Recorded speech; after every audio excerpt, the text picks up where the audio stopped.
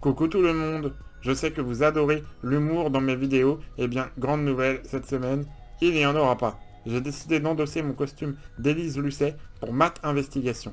C'est la suite de la vidéo de la semaine dernière sur le tourisme. Cette semaine, on va voir ce que dit la loi, comment est régulé le tourisme et le handicap en France, et on va voir ensemble pourquoi ça marche pas très bien. Allez, c'est parti.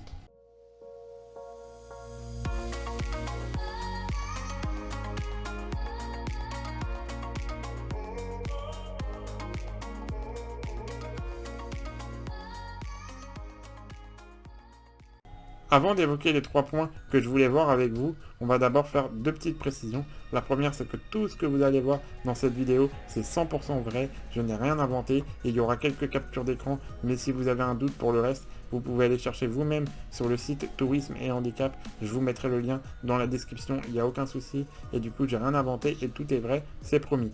La deuxième remarque, c'est que donc, on va parler d'un label qui s'appelle le label Tourisme et Handicap, qui a été créé en 2001 par Jacques Chirac. C'est d'actualité, il a beaucoup fait pour le handicap. Et ce label, il est géré par une association depuis 2001 aussi, qui elle aussi s'appelle Tourisme et Handicap, et qui donc doit décerner ce label aux lieux censés être accessibles aux handicapés. Depuis 2005, les critères d'accessibilité se basent sur la loi du 11 février 2005 qui permet d'une manière assez large de déterminer ce qu'est un lieu accessible ou non, mais ensuite cette loi elle est vraiment très compliquée à suivre et du coup le label a mis à la disposition des lieux accueillants du public tout un barème et plein de critères à remplir pour obtenir ce label et c'est le premier point de ma vidéo, des critères parfois totalement absurdes.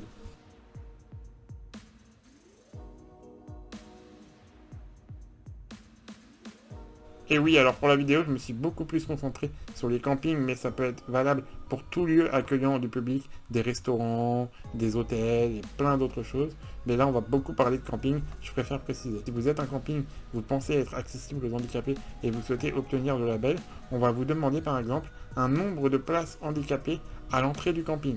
Un nombre minimum, sinon vous ne pourrez pas avoir de label. On va vous demander aussi par exemple de réguler la hauteur de vos chaises longues à la piscine.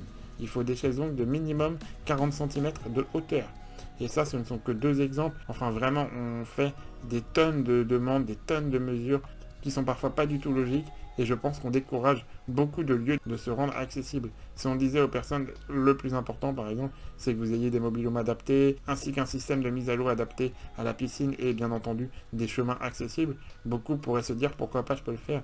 Quand on commence à leur dire qu'il faut réguler la taille de leur porte, qu'il faut réguler leur nombre d'emplacements handicapés, qu'il faut réguler vraiment tout, je pense que ça décourage beaucoup de monde.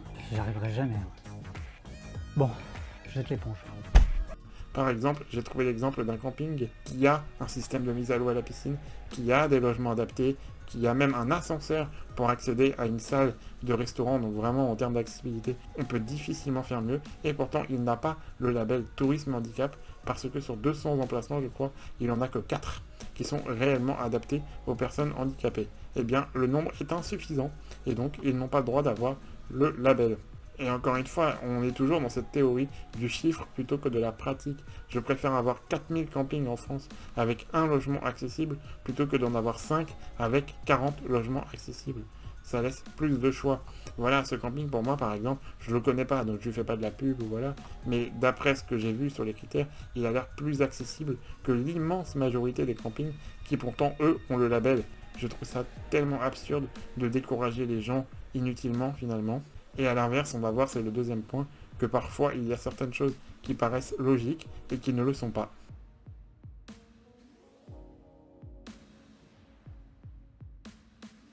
J'ai découvert que si vous aviez une piscine accueillant du public et que vous souhaitiez avoir le label Tourisme et Handicap, il y avait bien entendu beaucoup de demandes à remplir. Je ne vous parle pas du pédiluve où il doit y avoir des tracés de couleurs pour bien se repérer, etc., etc. Et donc pour la piscine, je m'attendais à ce qu'il soit demandé un système de mise à l'eau, électrique ou pas, je ne sais pas. Et bien tout simplement pour pouvoir bénéficier du label Tourisme et Handicap pour votre piscine, il vous faut, attention, un escalier.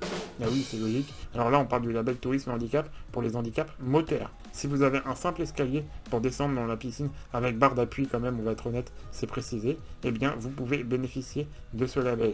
Moi, je m'imagine la personne handicapée, c'est le seul label que l'on a en France pour se repérer en termes de tourisme, qui va sur le site, qui cherche piscine accessible, qui trouve une piscine qui a le label, qui fait confiance, qui y va, elle se retrouve avec un escalier. C'est très pratique, effectivement. On s'adresse encore et toujours à un certain type de handicap et pas à tous les handicaps moteurs. Je pense qu'on ferait mieux de mettre, par exemple, des degrés dans ce handicap moteur pour rendre les choses de plus en plus accessibles.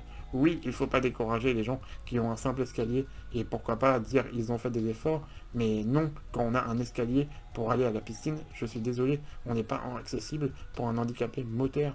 Ça ne marche pas comme ça. Et enfin, la dernière partie de cette vidéo, c'est plus compliqué, c'est plus sensible. C'est sur l'association en elle-même, comment elle est gérée, et on va voir que c'est pas très fiable.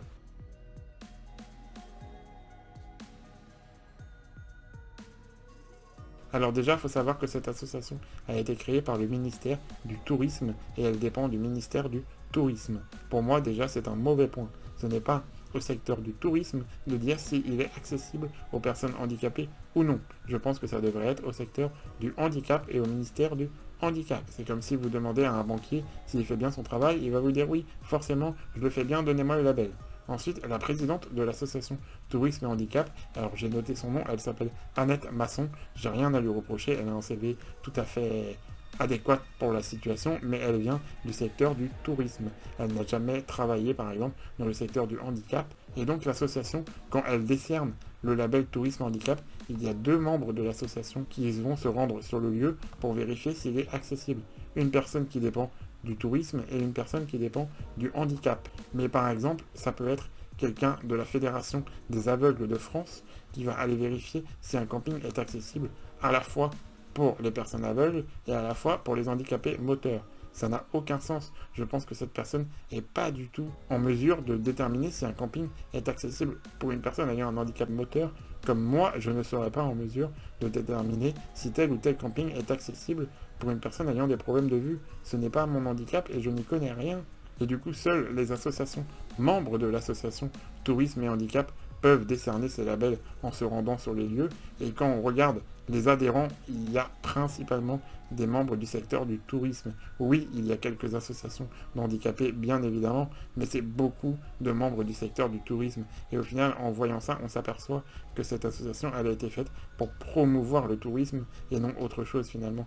Pour dire, vous voyez, la France est un pays accessible. Nous avons aujourd'hui 6000 lieux accessibles qui ont le label tourisme handicap, alors que c'est finalement pas forcément le cas. Il y a aussi quelques trucs assez marrants ou pas dans cette association. Par exemple, le vice-président, il s'appelle Joël Solari, il est handicapé. Pour le coup, c'est bien d'avoir un handicapé vice-président de l'association. Il est aussi chargé du handicap à la mairie de Bordeaux. Et du coup, je me suis aperçu que l'association remettait des awards de l'accessibilité à certains campings.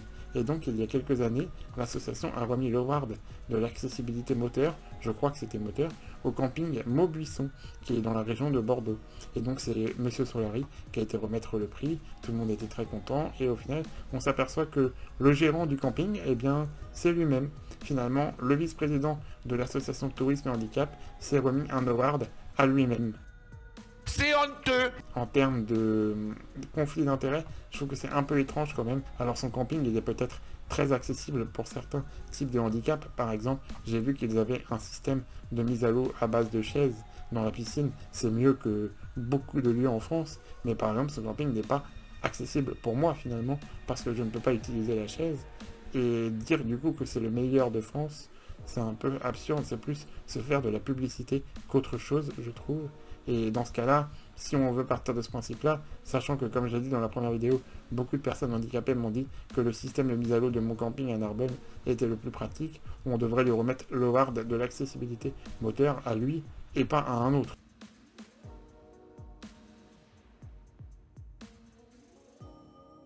Ce sont les conclusions de cette vidéo. La première, c'est qu'il faut vraiment sortir de la théorie pour quelque chose de plus pratique, pour quelque chose de plus simple, simplement rendre accessible.